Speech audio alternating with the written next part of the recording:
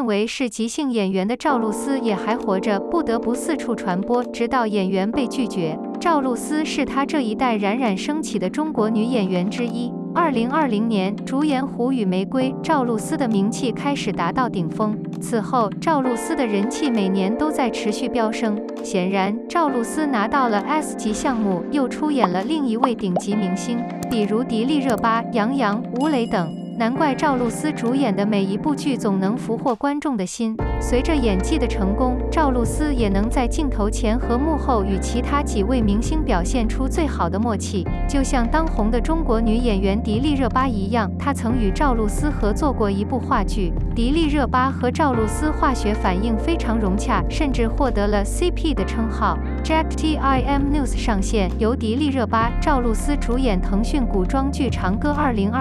迪丽热巴和赵露思演得很好，这两位来自中国的美女在拍摄电视剧《长歌》时总是在业余时间忙碌，她们的活动有趣。制片人用这张照片来捕捉他们在一起的时刻，上传到中国单身女孩内容 YouTube 频道，可以看到迪丽热巴和赵露思在片场摔跤。看到两人可爱的举动，迪丽热巴和赵露思的一举一动都让制作人员笑了。此外，赵露思还与中国当红演员杨洋在话剧《谁称霸世界》中展开角逐。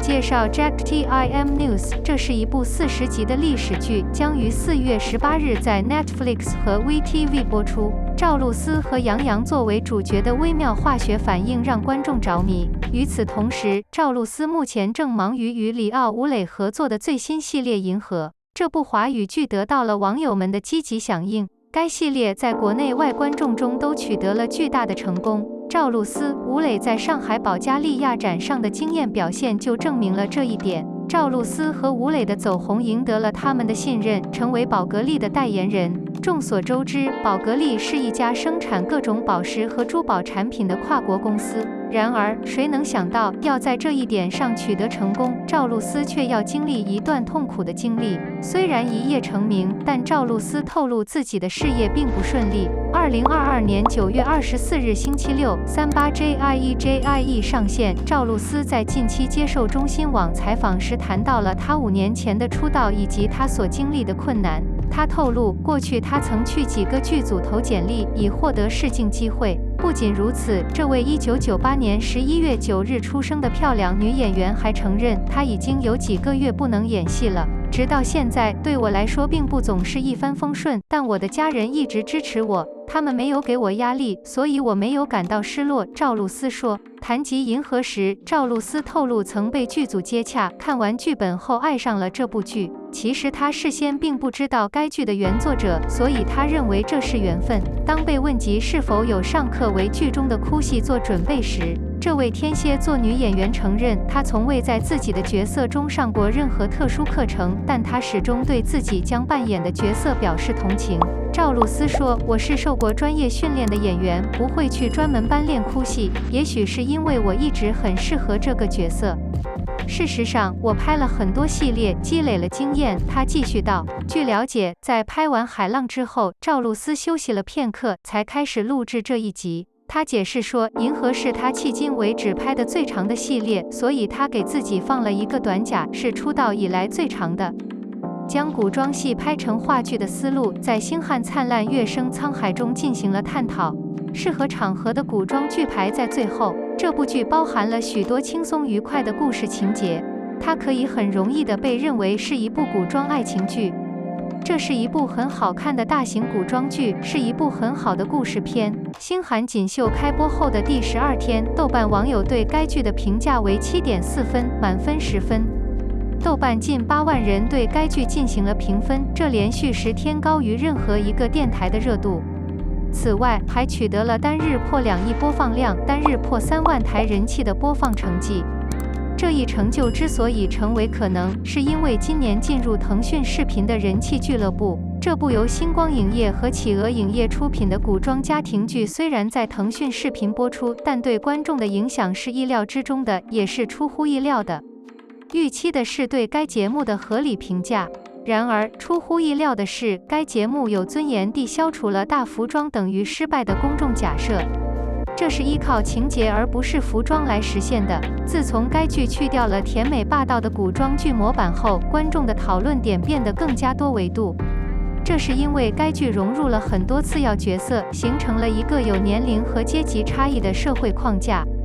此外，人们开始讨论爱情、婚姻观、母女关系、古代原生家庭等与生活相关的话题，这让《星光灿烂》成为一部非典型的古装剧。总导演费振翔表示，拍第一部古装剧是一个很大的挑战。他补充说，这需要混合许多观众通常不会想到的不同元素。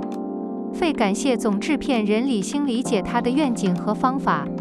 据费说，李与他的审美和方法是同步的，这是许多制片人无法理解的。李星和费振翔捕捉不同口味的方法，尽管涉及看似微不足道的工作，但其诚意可见一斑。璀璨之星缺乏魔法改进和新故事来赋予它独特的风味。当李星和费振翔面临制作璀璨星辰的故事时，他们都在怀疑它是否会在市场上取得成功。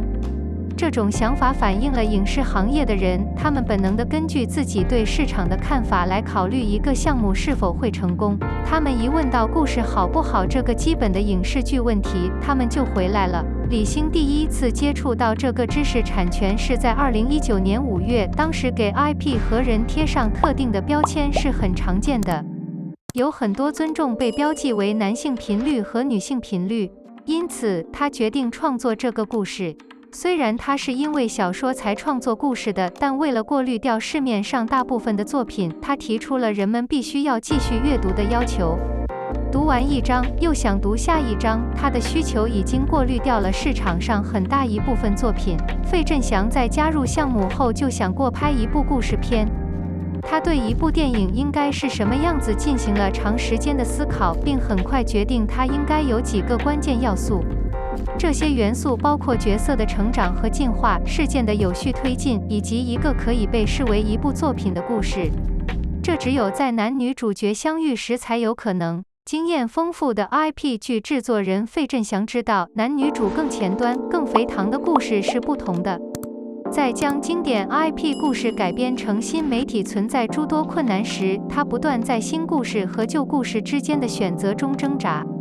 底层的双方一起战斗。小说还没写完，李星就在考虑如何改编。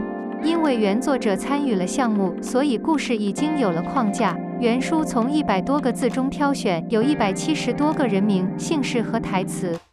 字符数减少到98个，这让作者可以考虑如何将它们串在一起，同时仍然保持简洁感。电影和小说对它们有不同的感觉，这意味着改编它们具有独特的挑战。例如，在改编小说时，书中的不同部分可能会发生多个事件，这使得围绕一个主角收集所有这些事件变得困难。观众觉得董书盗墨兵、雍王造反和昭君、萧世子推动程少上离婚的案子更有趣。虽然这些事件无关紧要，但可以通过男主林不达的视角将情节合理化，并使其更加紧凑。最重要的是，这个改进的情节可以以一种非常平衡的方式进行包装。观众对该节目的反应是积极的，因为这个故事得到了有效的解释。他们在表演中看到了原作中的几个名句和场景。此外，他们觉得自己好像在真实的体验这个节目。古装剧故事需要与现代概念相平衡，才能为不同的角色带来共鸣。这是通过利用创造性的想法来实现的。程少上和萧元一的母女关系颇有深度。剧中曾黎饰演程少上的母亲，观众非常热情。费振翔也有同感。由于童年缺乏亲情，女儿与久别重逢的母亲必须经历一段疏离与再相识的过程。长期不在家被认为需要这个过程，否则女儿会对母亲产生疏离感。这是因为中国父母希望他们的孩子长成龙，这就是为什么他们认为严厉的教育方法是合适的。因为戏剧性的家庭概念通常集中在电影和电视中的一种家庭关系上，所以它更具戏剧性。通过反思观众当前的教育方法，我希望提供一个如何让事情变得更好的例子。这也将为反思家庭互动和教育方法提供空间。古装剧类型通过增加与母女关系和家庭单位有关的问题来增加情节的深度。这不仅仅是关于爱情、战斗和浪漫。该剧共有98个角色，他们都没有被描述为拥有任何工具。从情节的角度来看，他们都能够完成所谓的有缘有缘。就连被刻画成一个微不足道的角色的程少上三姑，也能赋予该剧极大的情感和故事性。这最终推动了情节的发展，并吸引了观众。每天9小时，每周8天，为期3个月的剧本阅读来控制舞台。这是因为要靠李星和费振翔的主创团队领读剧本，参与阅读的每个人都会大声朗读他们的台词，并发现任何问题，然后他们会立即纠正他们。电视剧《星光灿烂》通过加入长辈父爱、母子关系等多维度情感，对原作进行了合理的改动。改编过程中没有使用人造甜味剂或所谓的魔法修饰，相反，情节和人物逐步成长，增加了观众对他们的尊重。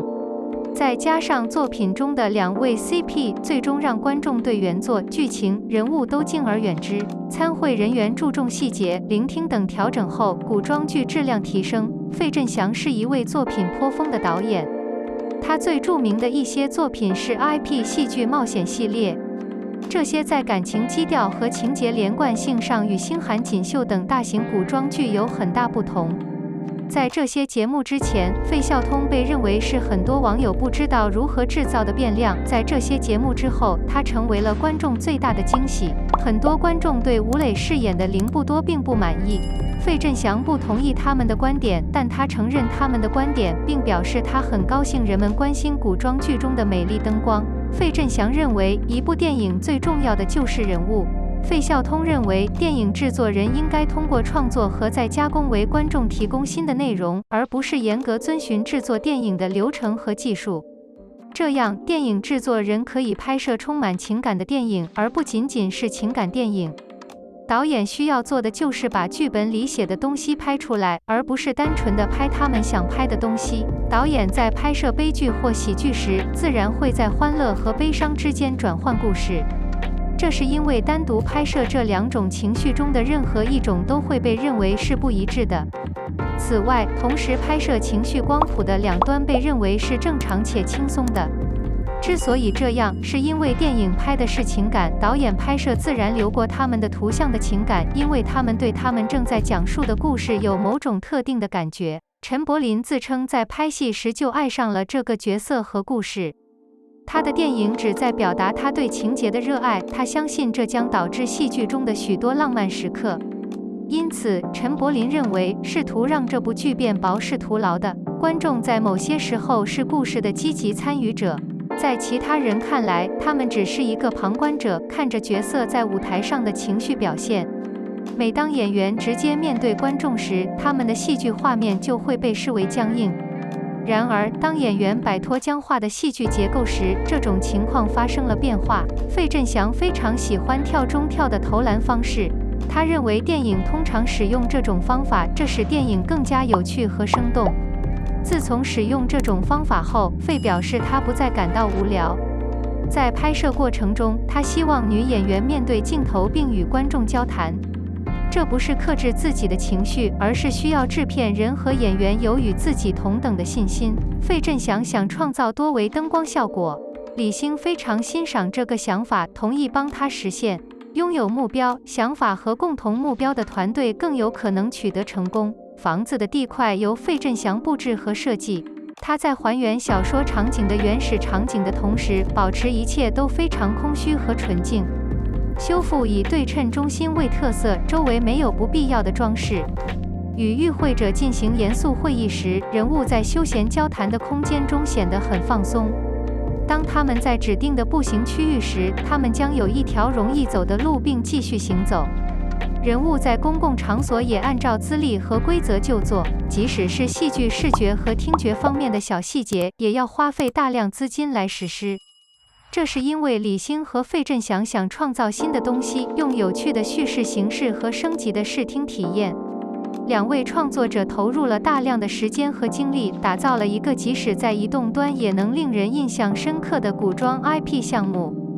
腾讯视频是此类企业的理想平台，因为它可以提供必要的资源。星光影业之所以选择与腾讯视频头部平台合作，是因为他们信任选择、策划、开发和主持节目和演员的过程。腾讯视频是中国版 Netflix， 堪称古装影视行业大 IP。